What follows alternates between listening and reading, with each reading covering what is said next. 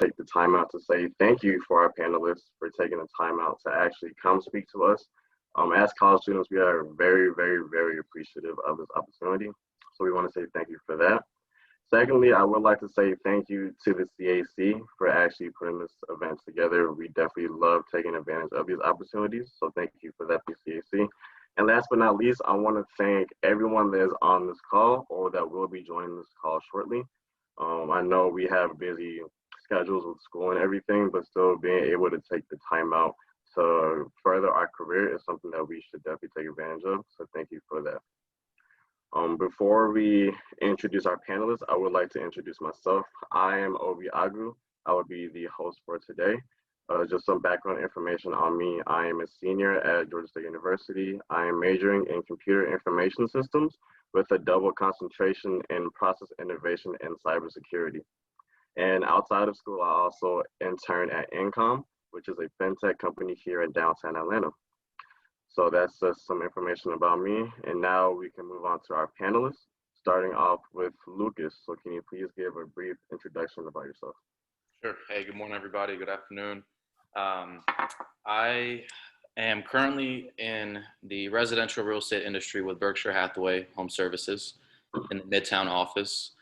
I've been with them for about 1.5 years, and I have about 3.5 years experience of commercial real estate as well. So if you guys have any questions about the real estate industry here in Atlanta, I'll be happy to answer any and all questions. Thank you. Next, we have Scott. Hi, everybody. My name is Scott Mayott. I currently work for Intercontinental Exchange, which is another fintech company here in Atlanta, parent company to the New York Stock Exchange. I work in human resources, worked in the various roles, benefits, compensation, operations. So if you have any questions about HR related things, feel free to talk to me. Thank you. And next we have Will. How you guys doing? So I'm Will Harper. I graduated May 2019, and I'm currently with ESPN, working primarily on the HBCU side, so with all the historically Black colleges and universities. And so I'm over 2 bowl games, which is the Celebration Bowl, which is the HBCU National Championship, as well as the Mayott Sweat Challenge, which is the Division I HBCU kickoff game. Great. So next we have Elizabeth. Hi, everyone. I am the recruiter for Sterling Seacrest Partners, which is an insurance brokerage firm. We have 8 different offices, and our largest office is here in Atlanta. So if you guys have any questions about insurance or the insurance brokerage world, I'm your girl. Thank you. Thank you. And now we have Edgar. Oh. Hello, everyone. I'm Edgar Butler. I am a talent brand specialist for State Farm, and I recruit at different colleges. So I go out and help recruit for interns, full-time and part-time positions, as well as help with professional development, so resume reviews, mock interviews, panel discussions with different colleges throughout the U.S. as well as nonprofit organizations. So I've been with State Farm now 12 years, and this is the 8th role that I've been in. And so we have plenty of opportunity at State Farm for growth. And that's one of the things that we actually look to do, is to bring people in and help develop from within. Thank you. Just going through the list, this is everyone that I see currently, but let me just go through the list. Is Doug on the call right now? Do we know? No. Okay. Doug is not able to join today. Okay, thank you. So do we have any more panels that I'm missing? This is everyone that I see on the call right now. Hi, I'm the other insurance Elizabeth. I'm Liz Homeke. I work for Zurich Insurance on the commercial insurance side. I'm a underwriter, so I write management liability underwriting. And I'm based out of Atlanta, but I have lived in many other cities and worked for other Zurich offices. Thank you. Do we have any other panelists that want to introduce themselves? No? Great. Okay, so now we can go ahead and begin the actual panel. And just as a reminder, students, if you have any questions, please type your questions in the chat box, and I will be sure to ask our panelists these questions. So, first question, if you are a hiring manager, what is the most important factor you consider when hiring someone? And if you are not a hiring manager, what is the most important factor for an employee to have at your company? You can go ahead and take the floor in no particular order, so whoever wants to answer it. I'll begin a little bit. The biggest thing that I'm looking for in someone, which actually recently we had brought another team member onto the team. He's an intern at Georgia Tech. The biggest thing is about mindset, right? It's about if they align with your understanding of where you want to go. If we want to produce a certain amount, and if it's going to take a certain amount of hours a week, and it's going to take a certain amount of collaboration, we need to have full confidence that that team member is going to be by our side throughout the week, and understand why we're building what we're building. I'll leave it to the rest. I would say for us, one of the biggest things is knowing what you want from your career. We see a lot of candidates come through who aren't really sure what they want. They're just, applying to 10, 15 different roles, hoping they land one, which is fine. Don't get me wrong. You can land, that perfect job by doing that. But for us, it's very beneficial to know what direction you want to head in, because we want to make sure that we help get you there. We want your time with the company, hopefully a long time, to be one that's fruitful, beneficial to you as well. So it progresses you in your career, and that you aren't stuck doing something that you don't really want to do, but you're looking for a job, but quick money, whatever the case may be. So for us, I would say, direction, making sure that the job is aligned with your future goals.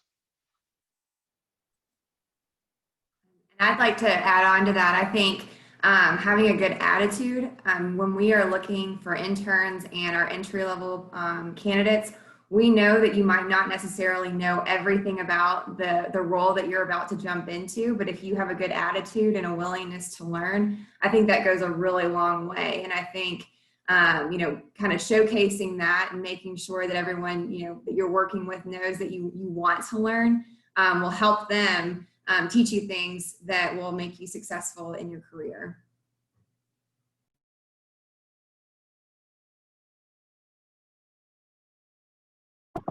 All great answers. I see that Doug is on the call now. So Doug, do you mind introducing yourself?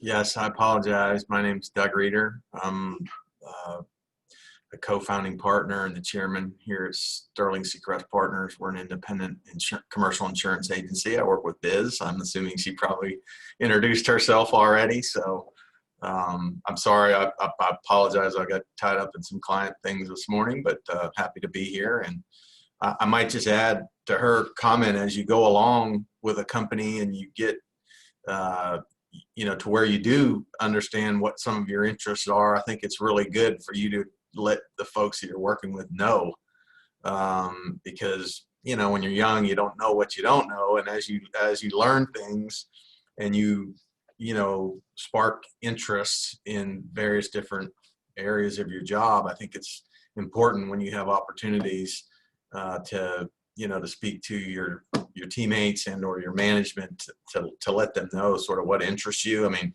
it certainly doesn't make any sense for an employer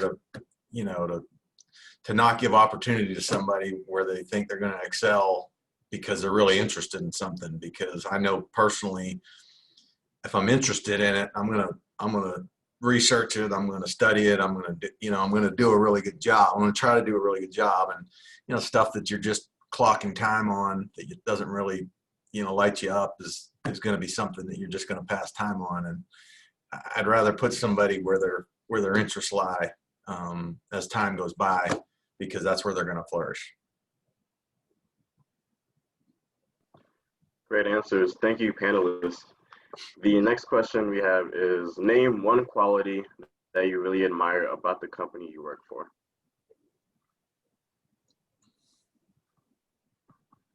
And again, anyone can go ahead and take the floor when they're ready.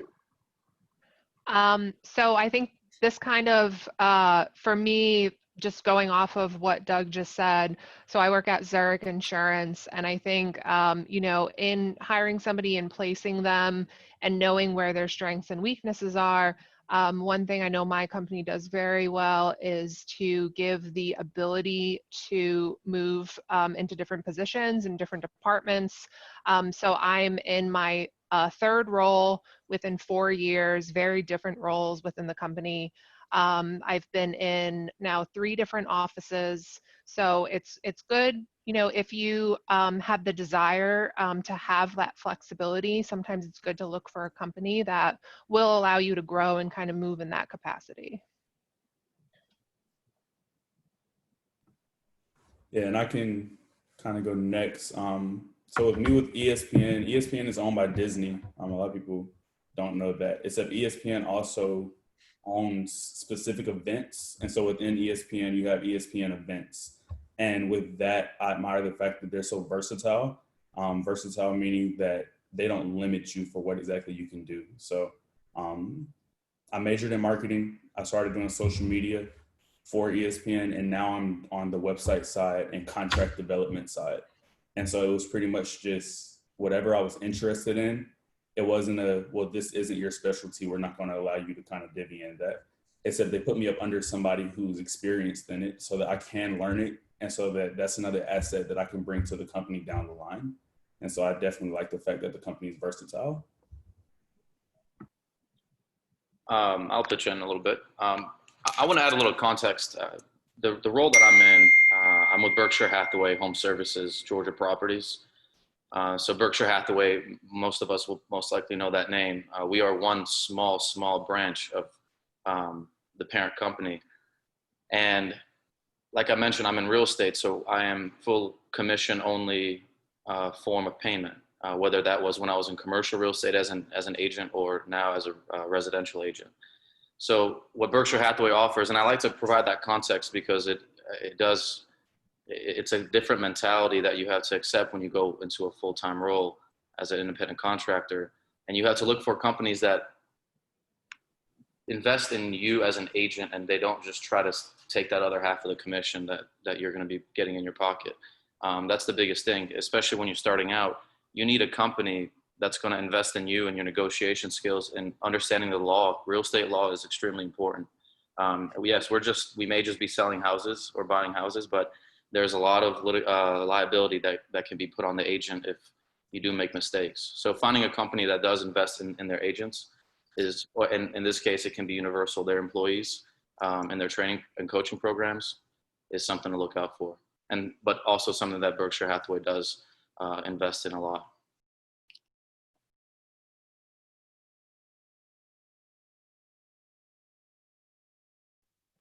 One value I'd say I like about my company is the commitment to growth, not just for the company itself, but for the employees as well. Since I started with this particular company back in 2018, there have been over 5 acquisitions with about 2 in 18, 2 to 19. We acquired 1 early this year. So I love that the company is always growing. There's new opportunities consistently showing themselves, but they also are committed to the growth of their employees.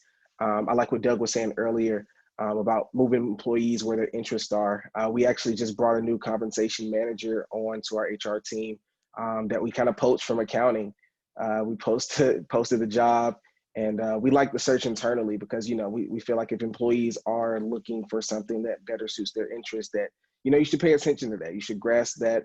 Especially if they're still with the company, that kind of shows that they're hardworking and dedicated. So putting them where they're aligned is really great. So that commitment to growth is what keeps me going. Thank you. And so moving on to the next question. More specifically, what are you most proud of when it comes to your specific role at your company? I'll take that if it's okay. I think one of the things I'm most proud of at our company is how we've built a really team-oriented environment.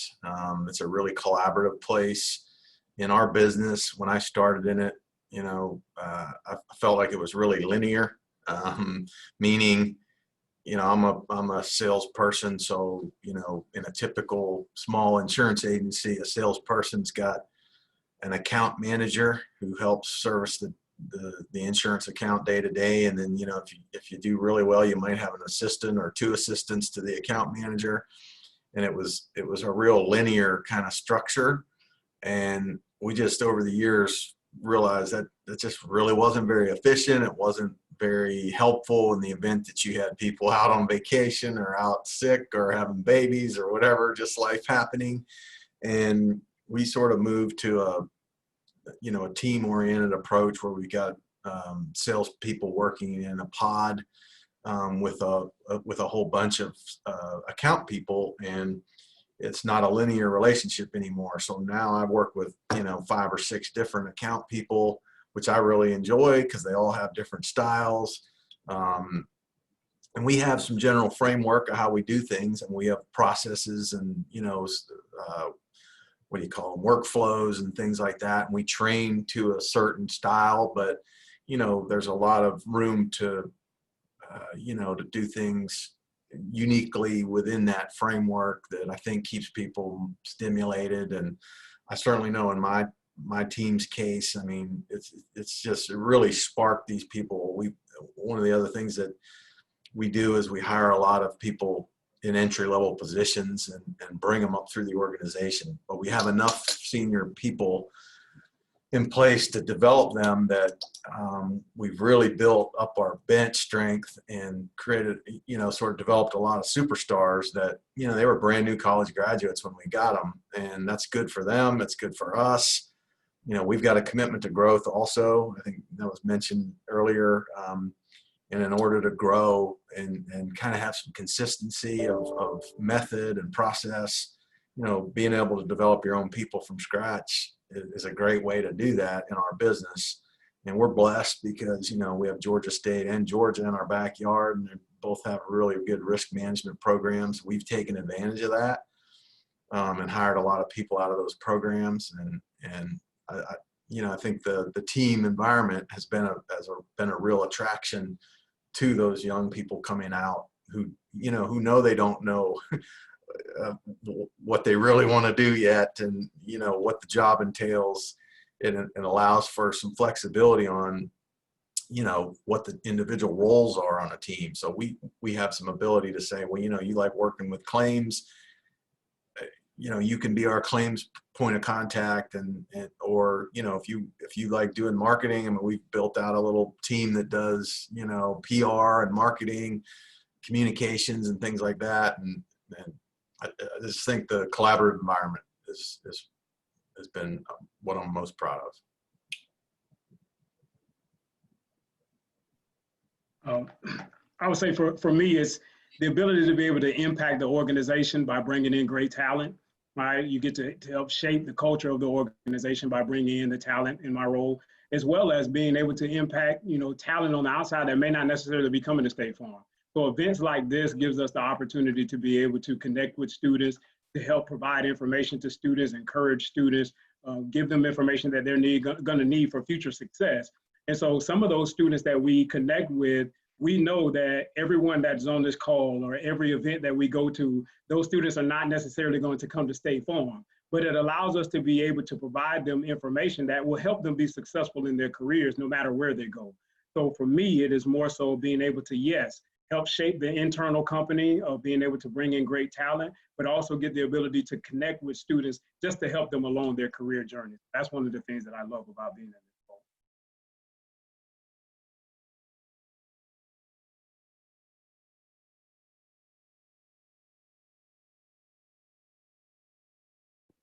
Okay, so moving on to the next question.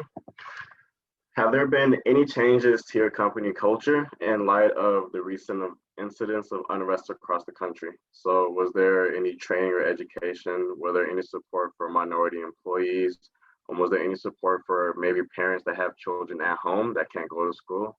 So what are the different changes that your company has implemented?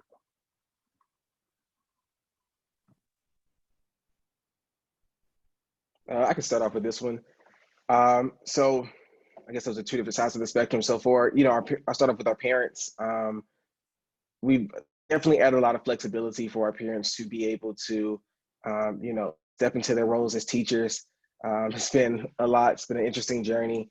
But just adding that flexibility, recognizing that, at the end of the day, a lot of our employees are parents, and that they do have responsibilities to their children. So, just making sure that they're communicating with their managers, allowing that wiggle room to, be able to take care of the kids and still get their responsibilities taken care of. As far as when it, I guess, boils down to the racial injustice going around the country, we have made some changes to our benefits plans and structures so that way we are able to provide free counseling sessions to all of our employees, because everybody's dealing with this and processing things in their own time and in their own way. So we just wanted to be able to provide those type of resources so that way employees don't feel alone, especially with everybody being quarantined and working from home. It's very easy to be isolated. So just providing those type of benefits and resources for employees. For us, one of the things that we did, actually, we have, on our operations side, we have probably approximately 60,000 employees. When you add in our agency workforce, that pushes that number up to about 100,000 employees. And so just from the standpoint of pandemic side, within a week and a half of us, everybody being moved to shelter in place, we were able to get, 95% of our workforce working from home. So that was back in March. And so currently right now, the majority of our workforce has still been working from home, and most of that is going to continue into 2021. So just the flexibility, adding on to what Scott said, of being able to be there for, the employees, as well as being there for the community itself. So one of the things I'll say about State Farm is that, our slogan for the longest has been like a good neighbor. And so it really fits into us being, very helpful in times such as this. And so it doesn't just occur by the fact that, yes, we are in, a pandemic. Yes, we are seeing a lot of social injustice and unrest. State Farm has been one of the companies that has been, I would say, stepping up to the plate even before a lot of this became like the forefront, national news, right? Because again, that's been a part of our slogan. And so even when we go back to last year, I think it was October of last year, we teamed up with the Hawks at the State Farm Arena to pack 1 million meals to give out to the homeless. And so things like that for State Farm have been continuously going on, and things that they've been doing, it's been heightened, I would say now, because of a lot of the things that have been going on. And so we have internal employee resource groups that have already been, speaking on certain things. And so as employees come in, they have groups that they can identify, right? From Pride to the HERO, which is, Hispanic American. We have, Pride, which is LGBTQ. We have the African American Forum, Women in Technology.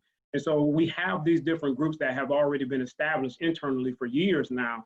And so these now get the opportunity to really, hone in on what they were already doing and just truly being there as a support system for, individuals and employees as these certain things come to surface.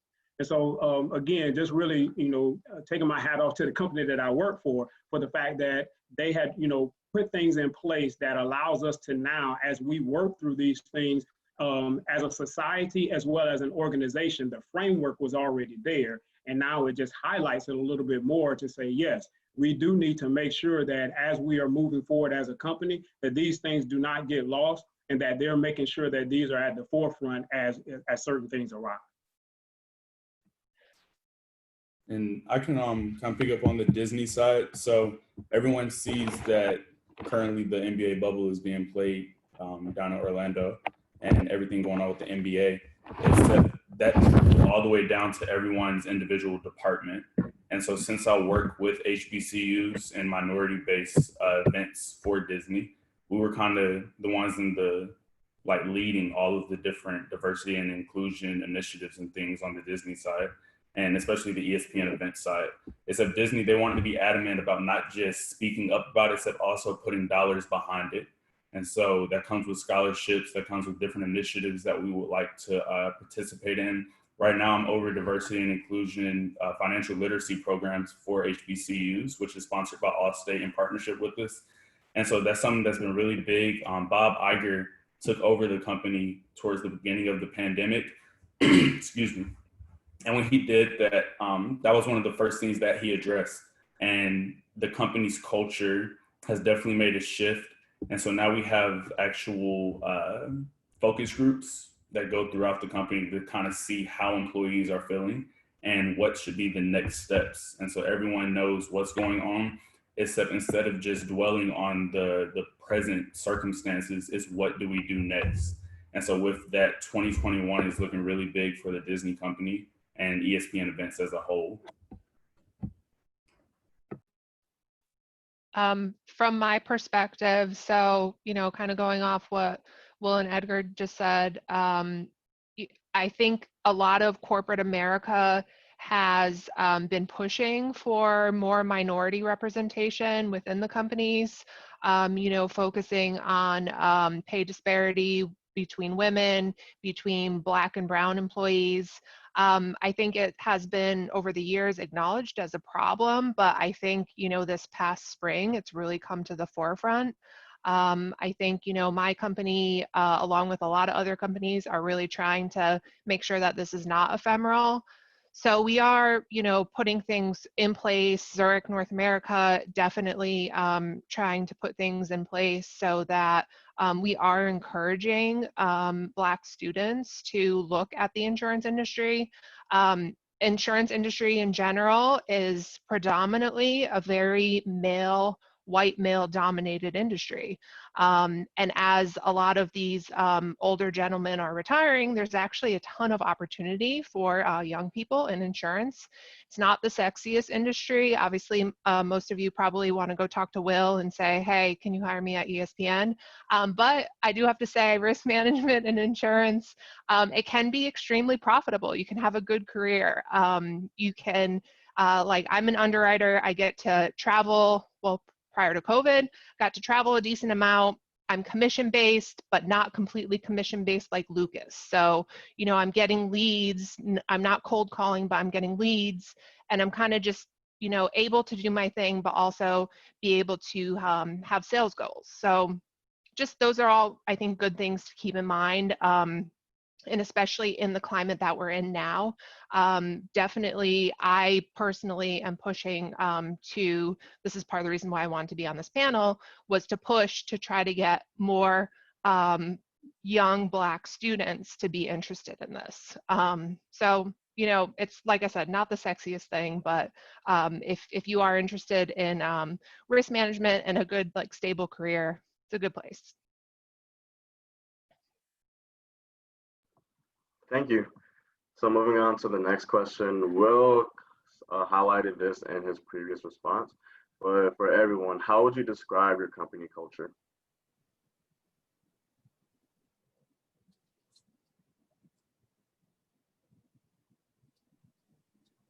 I can start. Our company culture is very team-based, team-focused. So like for my colleagues and I in HR, we spend a lot of time with each other, even outside of the office, just building those bonds and those relationships. Anytime there's news, we always share with each other. My wife and I found out we were expecting, and I could not wait to tell my coworkers. And that's just, that translates or transcends to all of our departments. A lot of our teams host their own luncheons and happy hours and hang out with each other. Because I believe that teamwork is essentially going to help progress the business in ways that simply just going to work 9 to 5 could never do. When you have a team of people who trust each other, who spend time with each other, who know each other, very detailed, it allows you to understand who they are and how they work and how they think. And that way you're able to kind of speed things along when it comes to thinking of new ideas and getting those implemented because you're used to working with your team. So I would say our culture here, in addition to the team environment that I talked about earlier, is entrepreneurial. I mean, we're only a 200-person firm, and we started out very specialized in 2 industry verticals when we started the company. And the cool thing about it, one of the cool things about insurance, if you can call it cool or sexy, is that there's nothing holding you back in our business from expanding your business. So developing expertise in other industries, other products, You know, the resources and the training are there, and it's really the only limit is your own initiative, which I think is, you know, is very cool about the business. To Elizabeth's point, I mean, there's a ton of opportunity. Today we've got, I don't know, 8 or 10 different industry verticals in which we're significant players. What that's allowed us to do is compete against much bigger firms, but also at the same time maintain the flexibility and the market access of smaller firms. And so, you know, we can, I call it, we can play above our weight or below our weight, you know, and that's a cool place to be in the marketplace.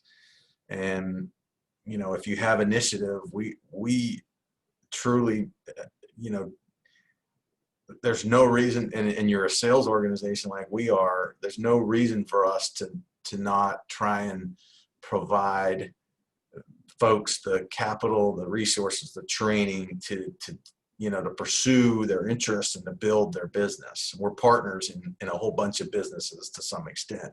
When we hire a broker, a producer to come into the firm, the cool thing about that is, you know, if we can help that person be successful, there's 2 or 3 jobs coming right on the backside of that, because for every producer we hire, we've got to build a team around that person. And I just think, you know, it's an entrepreneurial environment in which to operate. If you feel like you've got, you know, a sales orientation or even just a relationship orientation. I mean, our service people are great. They take ownership in the client relationship. Maybe they don't have the desire to go out and sell, but they're really good at keeping and you know, continuing to satisfy client needs over time. And we've had an opportunity to just really develop our skill set. I mean, when you know, a small insurance agency evolves, I mean, there's all kinds of new things you get into: captives, risk retention groups, large deductible programs, you know, self-insurance, that when you start out, you know, you may be very vanilla in terms of what you can offer, but the business doesn't hold you back. It's very entrepreneurial.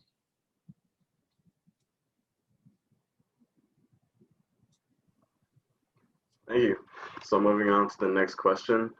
Whenever you have new hires that do not exactly fit the company culture with their personality, how do you recommend those new hires adjust to the company culture? I can take this one. So something that I think is really great about coming into a new firm or going into a new opportunity is that, especially for Sterling Seacrest, we are looking for candidates that we believe will add to our culture.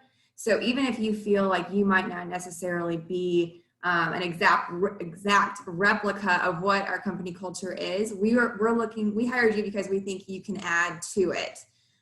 So we want you to get involved.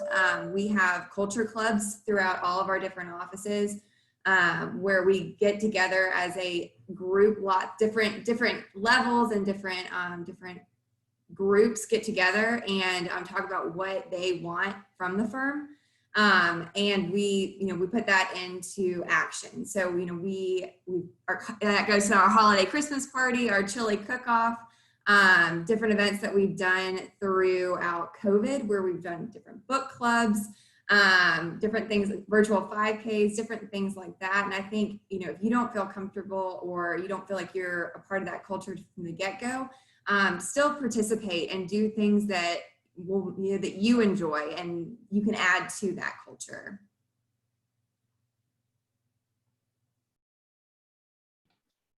Yeah, I agree. I agree with Elizabeth, on that. I think, sometimes the thought process is that, everyone has to fit the culture that has already been established, but that culture could have been around for years. And, as the company continues to, evolve and move forward, there are certain things that we could probably say, from a cultural standpoint, that are great to continue to move forward with the organization, but there's some things that may not necessarily be. Going back to, what Elizabeth was stating in regards to, how the field for insurance, had been dominated by, one particular group. And so from a culture standpoint, that's really not something that we would say we'll want to move forward, right? And so there are certain things that we would want to look at and say, yes, there are certain things that are great about the company culture that, we want to see continue to move forward. And then there's some things that may not necessarily need to move forward.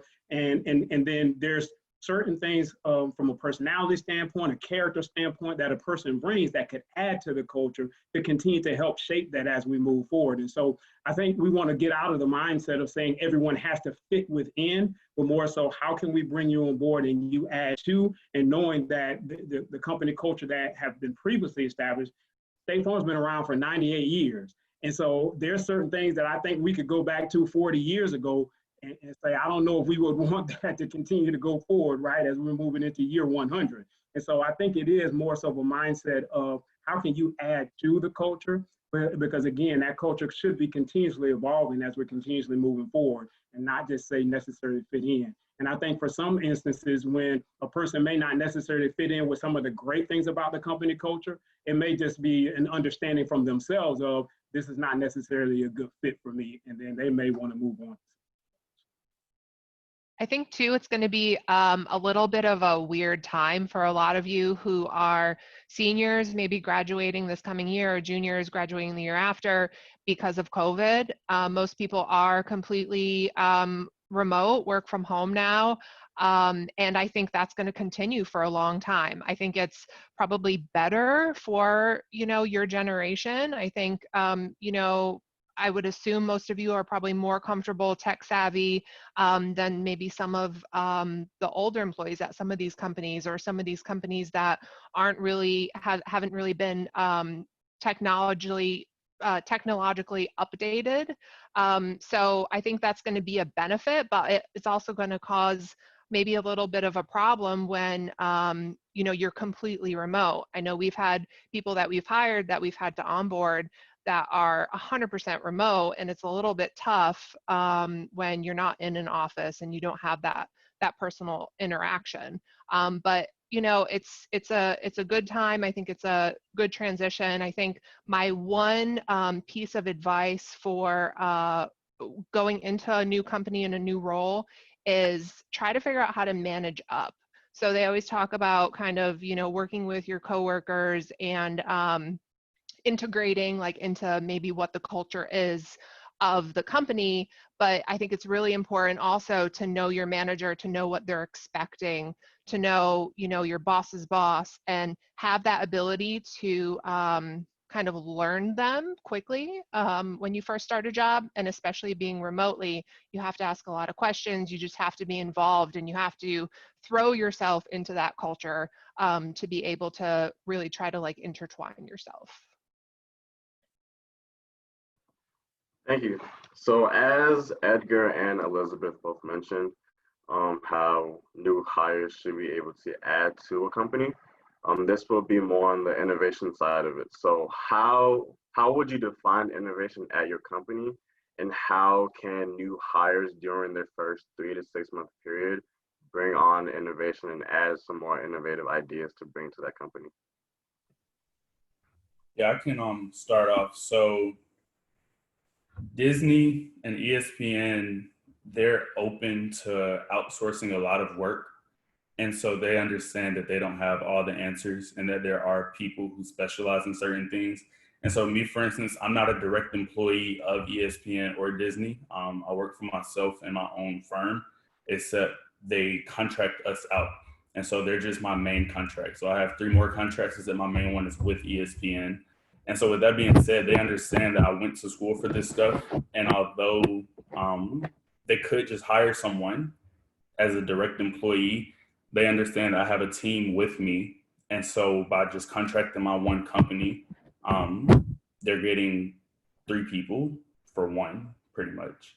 And so you also got to look at the cost benefit analysis. And so financially, it's way smarter for them to pay a little bit more and get an entire firm rather than just getting one person. And so all of us, me and my team, pretty much work on everything. And that goes from each bowl game that I work on, down to the website, down to anything that deals with social media, graphics, photography, everything. And so they're open to actually reaching out to other people instead of just keeping everything internal? I'd say that our company defines innovation as being disruptive. When you think about a lot of the companies that have started over the past few years, there was some need or some niche in the market that was missing, and they came in and they did what was needed to get that ball rolling. So that's something that we look for, especially in our new hires, the ability to come in and take charge. You know, don't feel one of the things that I know even I struggle with right after graduation is coming in and feeling this need of like, you need to kind of prove yourself before you start giving these ideas and thoughts and everything. But one thing that I always encourage our new hires is that you were hired for a reason. Out of all the candidates that were interviewed and brought in, you were chosen. So that means that we recognize your skill, your knowledge set, your abilities. So come in, check and see, you know, what those workflows look like. Is there a way to improve what we already have? Is there something that you say, hey, this works, but I think we could do it better if we try this? Because that's going to help you go a lot further in your career and just, you know, believing in yourself. If you have that thought thinking like, hey, this can probably be fixed, or I wonder why we do this way, like ask those questions, because that's going to get the ball rolling and they're going to recognize that you're someone who has these ideas, and they're going to lean on you more in the future for different projects and things when they're looking to innovate. And from a little different perspective, again, from being a 1099 real estate agent, choosing that one company is key, because you are going into the culture that you feel most comfortable in, but also where you can feel that you can make a change. So when you do get in, it's an absolutely entrepreneurial type mindset. Doug referred to it earlier in his answer, and you yourself have to be as innovative as you expect your company to be in the position that I'm currently in, and many of us as well. It's just in a real estate agent's type of perspective, you have to keep yourself updated every single day, know the market trends, know what's going on a policy level within the state, within the country. So, and then technology is all incorporated into that. You know, so the company Berkshire Hathaway, they absolutely take great initiatives of being, you know, market setters, trend setters. You have to follow suit, but then you have to get just as creative on your end with your own team. For example, I've got a team of 3, including myself. And it's a constant feed of what can we do better with our clients? How can we provide better customer service? Is it the systems that we set up with follow-ups? Is it our marketing that we do a little bit better? All those are elements, and just being innovative and really taking the next day and growing the business a little bit more than you did the day before. Thank you. So moving on to the next question. During this time of COVID, where everyone is working remote and it is harder to meet and network with people face to face, how, or do you have any advice for us current juniors, seniors, or just any student looking for full-time opportunities or internships? Like, how should we tackle this during this new day and age?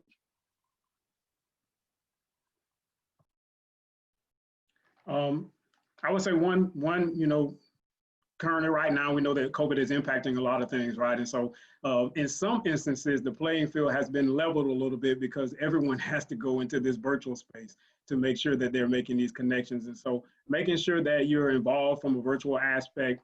You know, LinkedIn right now is definitely probably a hot place to be.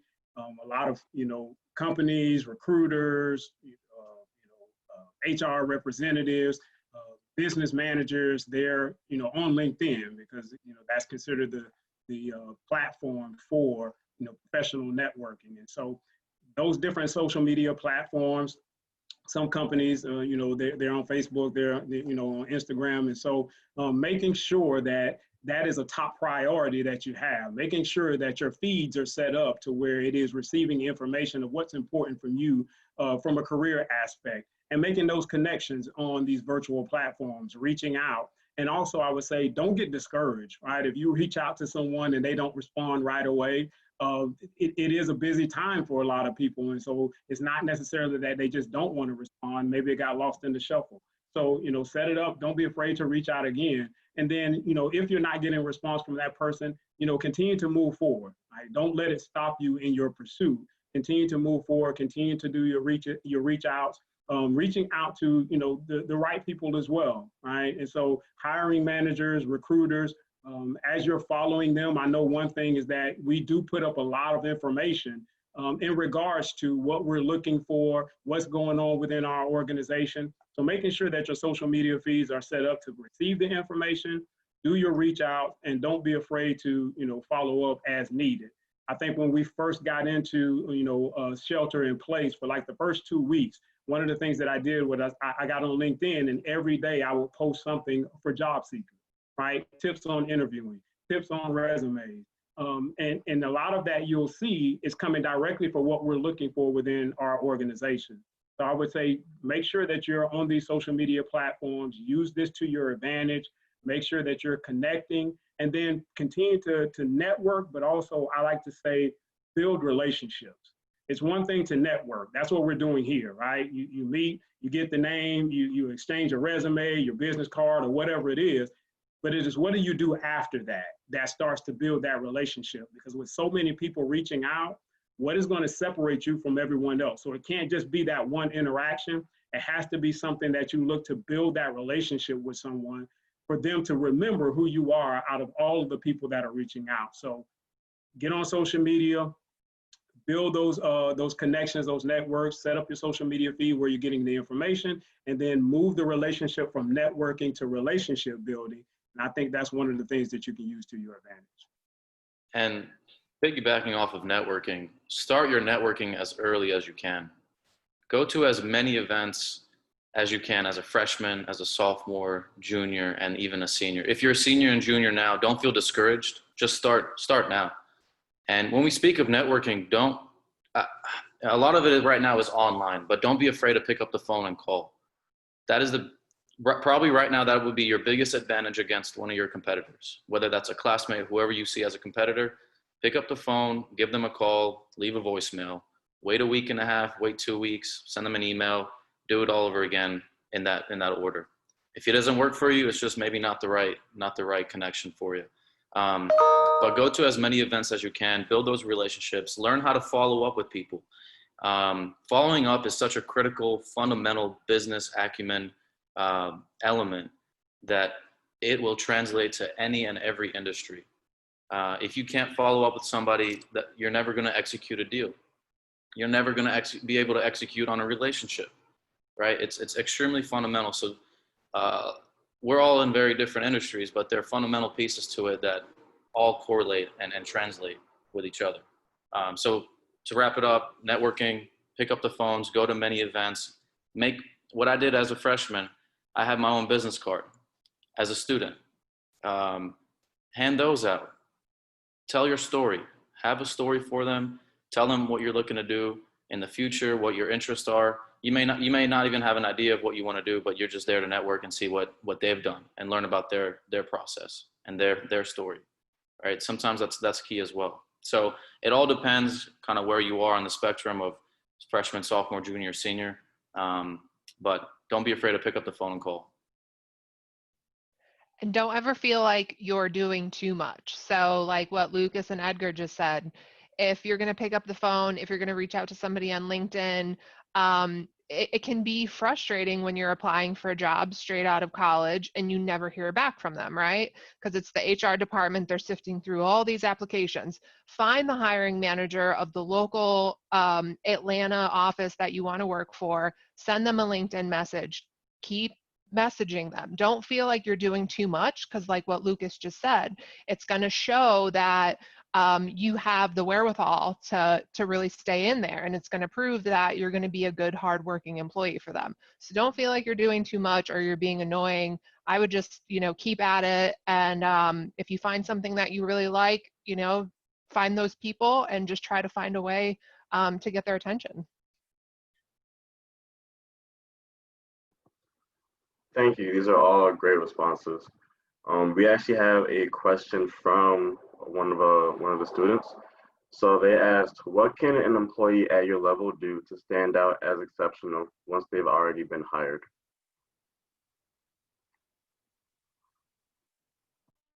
I think that goes back to just the whole innovative piece. And so it's just showing that although you're good at what you do, bringing new ideas to the table, new opportunities, and just going above and beyond in everything that you do. And so just like Lucas was saying earlier, just staying in tune with the market. And so for me specifically, we just did a virtual re-air party for our game from last year. And they said that they wanted a liquor sponsorship, so a spirits endorsement. And I was in tune with everything that was going on, and I was aware that Uncle Nearest was an African-American owned whiskey company.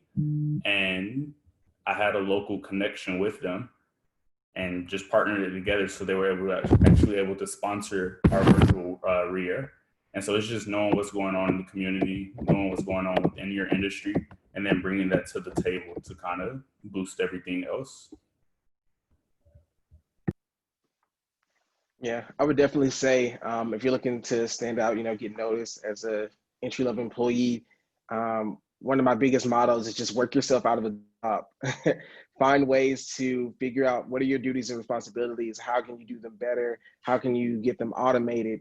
Because ultimately that hard work is going to translate into some very valuable deliverables, some things that the company can, take away from and recognize, like, we weren't thinking this way before you showed up, before you got on the team. Like it'll make them think back and think about how, unproductive they were, or how, how more efficient they could have been by, implementing these type of things. So, work yourself out a job, continue to be innovative, ask questions. Don't be afraid to ask questions. They recognize as an entry-level employee, you're not going to know everything, but the more you ask questions, they're going to recognize that you're somebody who's hungry for, this knowledge, that wants to know everything about these roles. So, ask those questions. Don't be afraid, especially, you starting in, you don't want to ask too many questions because they might think you're unsure, you don't know what you're doing. It's okay. None of us know what we're doing when we start any new job. They teach you how to do the job. So let them teach you, ask those questions, and you'll be fine. I would add to that. I agree with all that. I would add, do the work. In our business, we seek out lifetime learners. We're looking for people who are going to put the time in, because it's a good and a bad thing about insurance. There aren't any secrets in it, right? So you can't just build something and put a patent on it, and then you've made your career and you can sell it 1,000 times and take it easy. You've got to learn how the structures evolve and how the financial products work, and there's all kinds of resources to learn that in real time. We've got them all over the place. The internet's loaded with them. We buy a lot of software. Ask questions, but also take notes. I'm old school, I guess. I came up as an underwriter, and we were expected to report to our underwriters up the chain of command on the clients that we visited. So, you couldn't do that unless you took notes, and you learn very quickly that even if you never refer to your notes, you retain something like 40% more if you write it down. I'm very underwhelmed by somebody who asks a lot of questions and never writes anything down. I never liked when waiters and waitresses do that, and I don't like when employees do that. Put the time in, put the work in, take notes, ask questions.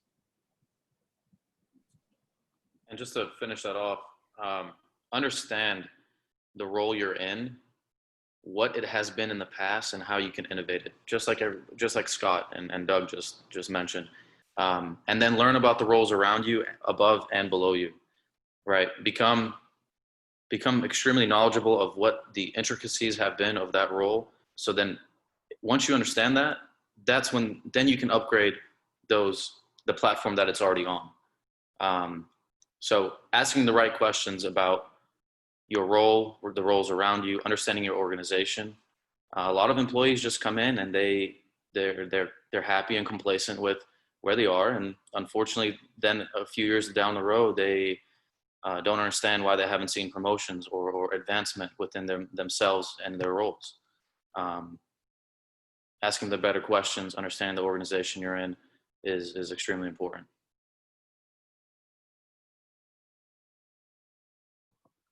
Thank you. We greatly appreciate all the advice. everything that you all have taught us during this panel. So that was the last question. So now we will begin to wrap up this panel. Panelists, if you all would like, you can all drop your LinkedIn in the chat. So whoever wants to connect with you can go ahead and do that. I know especially in this day of COVID and remote learning, we have to reach out virtually. So definitely please drop your LinkedIn in the chat so we can just connect with you. Panelists, again, thank you for taking the time out to just be here with us and just give us any insight. The CAC, again, thank you for planning this. And for everyone that did come, thank you for actually attending this event and learning a lot of different things. So thank you. And with that, I would like to turn it over to Mario. So thank you. That was an awesome panel, guys. Thank you so much. I'm going to leave it just a little bit longer, just in case the panelists still want to put their LinkedIn in the comments. If you're a BCom student, make sure you take a quick screenshot just so you can get credit for this. Yeah, and thank you to the panelists for being so amazing and doing this. This is super, super helpful. And we are so grateful to each and every last one of you. I don't know if any of you have any lasting thoughts that you may want to leave before we close out officially. So feel free to do so. If not, then thank you everybody and have an awesome, awesome day. Thank you.